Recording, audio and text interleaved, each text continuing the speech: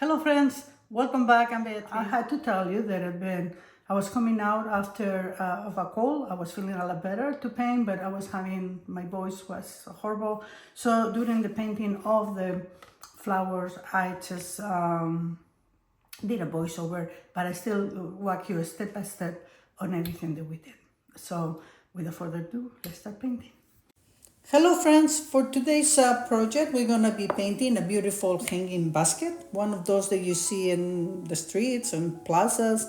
I love them, they're colorful, they have a lot of different colors, and what I'm doing here is saving my white so that I can apply those colors that they will become flowers. Some of them will be white flowers, but some of them will be colorful flowers. Now, I'm using here my masking fluid, and I have another video where I explain to you what masking fluid is, and I'm gonna attach it here.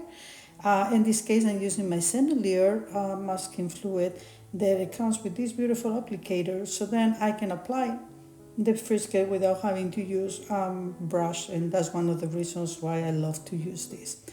I'm making some very tiny spots, and then I'm making some bigger spots, again, so that I have variation on the shapes of the flowers. Some will be bigger and some will be smaller. Now I had to let this dry, and once it's completely dry, I had to let it dry naturally, by the way, can I use the hair dryer? Once it's dry, then we'll be able to start painting. So I'm almost done applying it, then we let it dry, then I come back to paint. And here it is, totally dry. I'm mixing here burnt umber and neutral tint, and so that I can start painting the iron thing that hangs the basket. I'm going first with a mix that has more burnt umber, and then I reserve the neutral tint to make it a little bit darker, like here, darker with the neutral tint at the bottom, and then I will go with a layer of burnt umber so that I can make it lighter in the top, and that gives the roundness and the feeling more of a metal thing. It's a little intricate, and so take your time to go to the corners and make sure that your circles are kind of straight. And then we're going to be getting ready to start doing our basket in a minute. Our masking fluid is dry, the top of the hanging thing is dry, and now we start painting the basket. Because we have saved the whites for the masking fluid, with the masking fluid, I can paint lightly and let the colors start making all my greens and let them blend in the paper. In this case, I'm using gold green, and the gold green is the part that is more kind of like yellow, and the other one is gold green mixed with sap green. Now, I need to start getting it a little bit darker too, because the darker greens is what is going to make the basket have roundness, and in this case, I'm moving up as a transition with only sap green. Now, the white of the paper that I have saved with masking fluid, some of them I want to leave it white, and some of them I will add some color. That doesn't mean that I don't have to put color. So for some of the flowers that I'm going to have here, so I start with a little bit of magenta, saving some of them. Some of them are doing it around the masking fluid. Other ones I just drop it wherever I see that it will be nice to have some of the color. When we put these pinks, magentas, or permanent rose, and we drop it in white paper, that's when we get the biggest brightness. So that's what I'll do it now. I'll continue here with my gold green and the mix of gold green and sap green. We will darken this quite a bit more. For right now, this dark color is just the sap green without any mixes. But if we want, like I said, if we want this to be turn, to give us that turn, I need to start adding either a little bit of blue. In this case, I put a little bit of olive green, and then to that, as I get darker, I'm also adding to the mix of sap green, olive green, I add some French ultramarine. Now, everything is wet. I can still go to the area that I painted first. And as you can see, when I do that, my colors blend nicely. I don't have a whole lot of hard edges. And what I'm trying to do here is trying to get that roundness of the basket, like I said. Now, can you imagine if I had to paint around every single flower that I want to leave? My paint will not, I will not be able to do all this blending as freely as I'm doing it right now. Can you do it? Yes, it will take a lot more time and it may not look as fresh. So that's one of the reasons why I love to use my frisket for techniques like this, like hanging baskets or pot, flowers that are in pots and alike. Now, I'm also, for variation, instead of only the magenta, here I'm bringing some permanent rose, but I'm bringing the permanent rose pretty diluted. That's the color that you see higher on the top.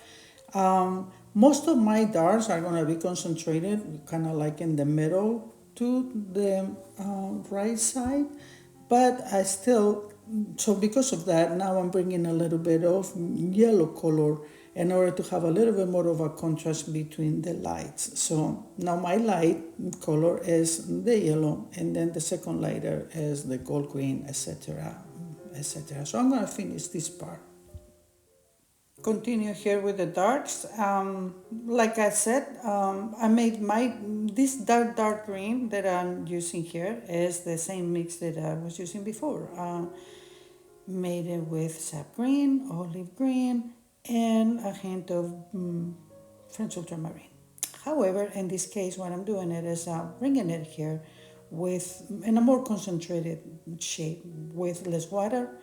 And then I'm going with the tip of my brush with a little bit of the cadmium yellow, and I was blending some of that. Now, when I'm dropping these ones in this other area, some of the areas have dried, so I get a second brush, and then I just get water and I tap lightly, and then I blend these colors. And other times I just choose just to get a tiny little bit of color, like say a sap green, and then do that just so that I get me more of a transition, more of a not going from very dark to all of a sudden very light.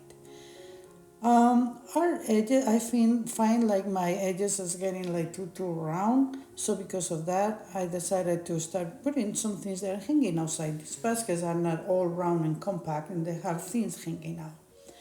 And decided to bring another color for the flowers. In this case, I'm bringing the violet. Violet is nevertheless a darker color, but it's a color different than greens. And in this area of the basket where I have more of the darks, I feel like the violet will go well.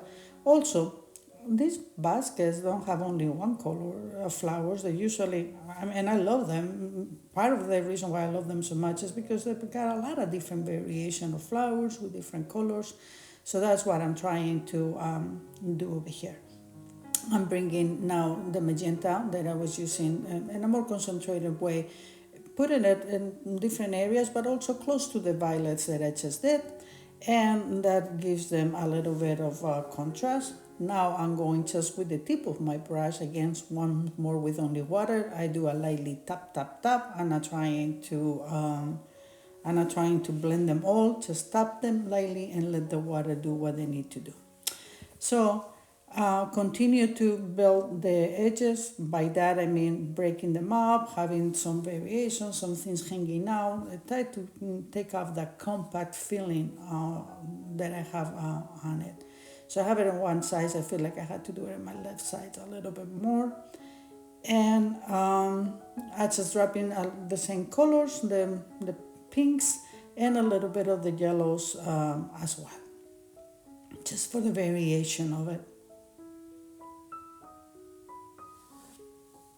So with our background, I felt like the basket was feeling lost. I decided to add one by mixing burnt sienna with Naples yellow. And let me tell you, it was more difficult to do it this way, painting around. So when you tackle this project, please put the background, if you're going to do one, first, then start painting the basket. Here I'm just removing the frisket, the masking fluid, with my finger, because it's not a whole lot to do. And then once I'm done, we'll be ready to do the final step. Our basket is ready for us to paint. Look how beautifully our background colors, the greens, are looking, and how all the flowers are kind of popping up. But we are not going to leave it like that. We're going to use the two brush technique. Make sure that our brushes are clean, because we work very hard to save these whites. And we're going to have one with color and one with water. We're going to start with the permanent rose, not too strong. And the other one, we will apply the color, and with the other brush, we just tap it. But the idea here is to allow some of those whites to show through. That is going to give us an impression of more of a brightness. In some areas, I leave them darker, and some, I dilute the color a little bit. Here, we just make two flowers. We're going to leave the bottom one like it's white. We are not making flowers. We're making impressions of flowers, which is what we're aiming for, and that's why, and things like this make the flowers look more natural. I'm hopping around, and then this other side where it's more on the shadow area, I'm bringing some purples for both variation and also because a little bit of a darker color. However, I can also run the risk of having the color kind of like the flower kind of like hiding out there. So on top of this purple, I'm going to bring a little bit of the magenta, and that way you can tell that a flower is there. It doesn't disappear. Now, I have variation because I have the permanent rose, I have the violet, and now I'm going with the magenta, which it is a darker color, but within the family of the pinks and violets. And I'll continue to do the same thing that I've been doing, tapping with my damp brush. That brush is not full of water, it's just a little damp. And I continue to build my flowers, allowing white to show. That is important, that we don't cover the whole thing. And don't forget about the edges. We're not going to leave them all white, but we had to bring some color out of it too, so that's what I'm doing right now. And continue to vary the tones. As of right now, I have the permanent rose, I have the violet, I have the magenta, a little bit of the white. You can consider white a color. And now I'm bringing, well, I got a little bit of yellows, and now I also want to bring the violet, very, very diluted. It almost looks more like a blue. And I'm touching the values. Some of them are going the center with a little bit darker so that they look more 3D. And it's just a very top because the art is still wet, okay? It's dumb. So if I drop a little bit with the tip, is all I need to do.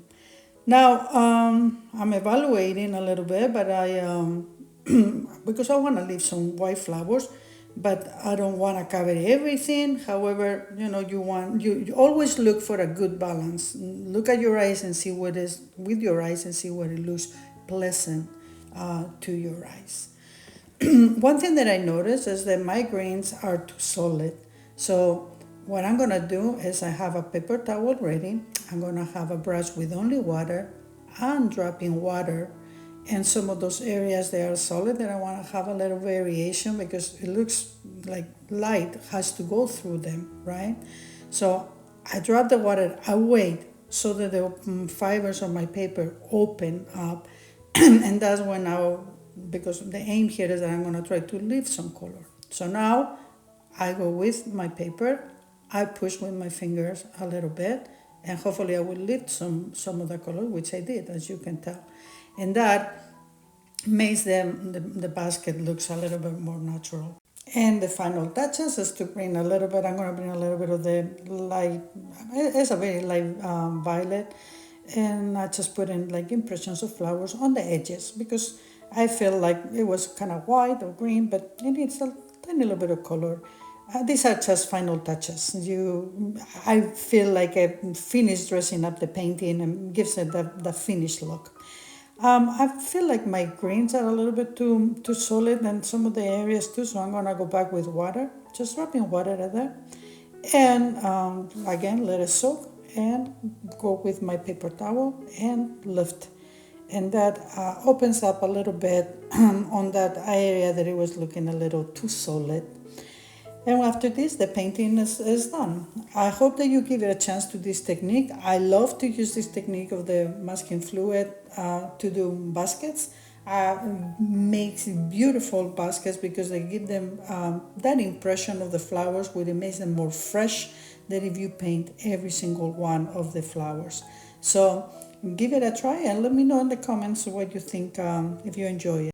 I hope that you learned something new, and if you like what you see, push the subscribe button, and then I'll see you in my next video.